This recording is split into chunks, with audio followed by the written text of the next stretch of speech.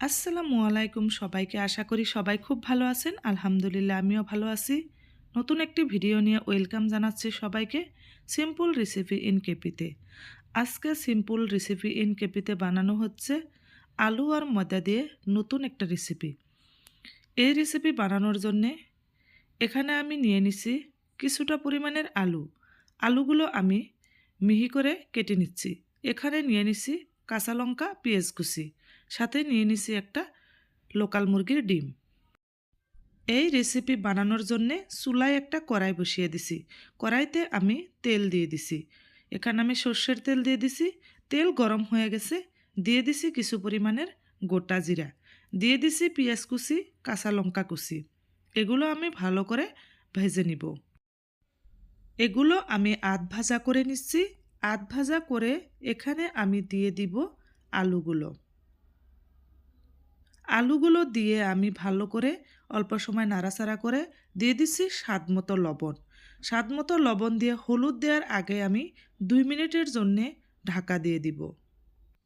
2 minute পর আমি ঢাকনাটা খুলে দেখছি আলুগুলো প্রায় সিদ্ধ হয়ে এসেছে।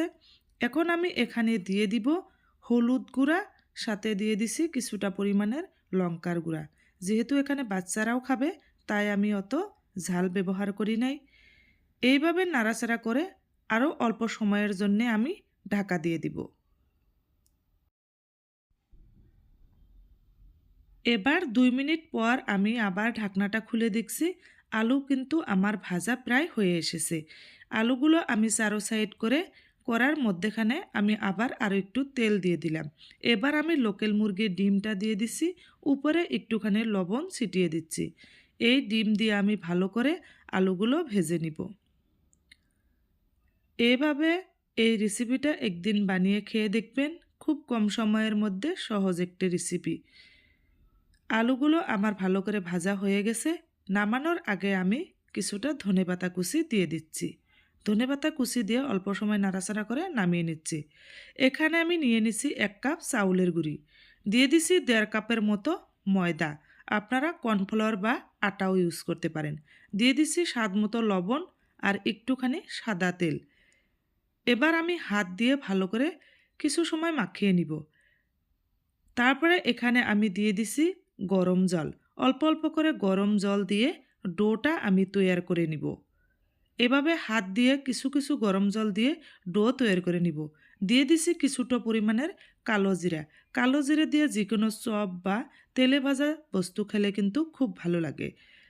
এবার আমার ডোটা তৈরি হয়ে গেছে, আমি একটা একটা করে লাড়ু বানিয়ে নিব। লাড়ু বানানো আমার কমপ্লিট হয়ে গেছে। এবার এই লাড়ুগুলো দিয়ে আমি সুন্দর করে রুটি বানিয়ে নিব। বিকালবেলা বা সকালবেলা এই রেসিপি টিফিনেও আপনারা ইউজ করতে পারেন, বা টাইম পাসের জন্য চায়ের সাথে খেলেও কিন্তু খুব মজা লাগে। শীতের দিনে এই রেসিপিগুলো একদিন বানিয়ে খেয়ে দেখবেন, খুব মজা লাগে।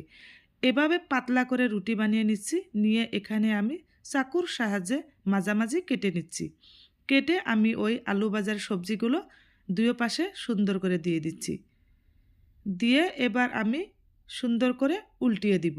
উল্টিয়ে পানির সাহায্যে আমি ভালো করে চারো সাইডে অল্প অল্প করে পানি লাগিয়ে আমি এভাবে আঠা লাগিয়ে দিব, যাতে ভিতর থেকে সবজিগুলো বেরিয়ে না আসে।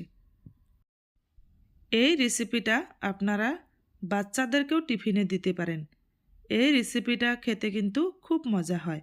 দেখুন, এভাবে করে আমি এটাও পানির সাহায্যে আঠা লাগিয়ে নিচ্ছি। নিয়ে ভালো করে লাগিয়ে দিচ্ছি। এবার আমি আরও একটা রুটি বানিয়ে নিব।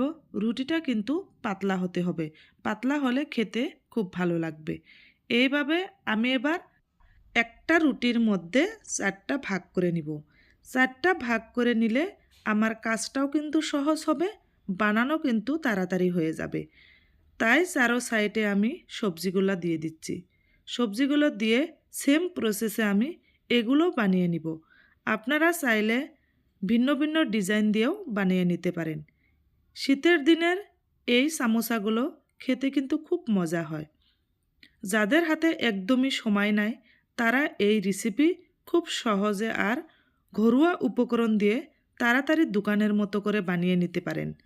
দোকানের সমোসা চাপ এগুলো প্রত্যেক দিন কিনে খাওয়ার থেকে বাড়িতে মাঝে মধ্যে এভাবে বানিয়ে খেলে বাচ্চারাও খুব তৃপ্তি লাভ করে, বড়দেরও খেতে খুব ভালো লাগে। তাই আমি এই রেসিপিগুলা বানানোর জন্য ট্রাই করি।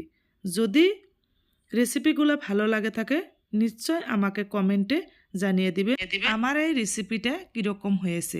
সবগুলো বানানো শেষ।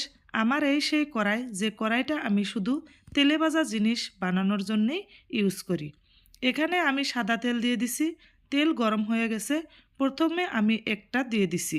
দেখুন কড়াইতে কিন্তু একটু লেগে যায় নাই। এভাবে করে আমি সবগুলো ভেজে নিব। চুলার আঁচটা কিন্তু লতে রাখতে হবে, নাহলে কিন্তু পুড়ে যাওয়ার সম্ভাবনা আছে। চুলার আঁচ সবসময় লতে রাখতে হবে। উল্টে পুল্টে ভালো করে ভেজে নিছি। এই তিনটা ভাজা হয়ে গেছে। এবার আমি তুলে নিচ্ছি। তুলে নিয়ে এখানে আমি আরও দুটো একসাথে দিয়ে দিচ্ছি। বিকেল হলেই কিছু না কিছু খেতে মন গেলেই এই রেসিপিটা চটজলদি বানিয়ে নিতে পারেন। এই রেসিপিটা বানানো একেবারে সহজ, ঘরোয়া উপকরণ দিয়েই বানানো যায়।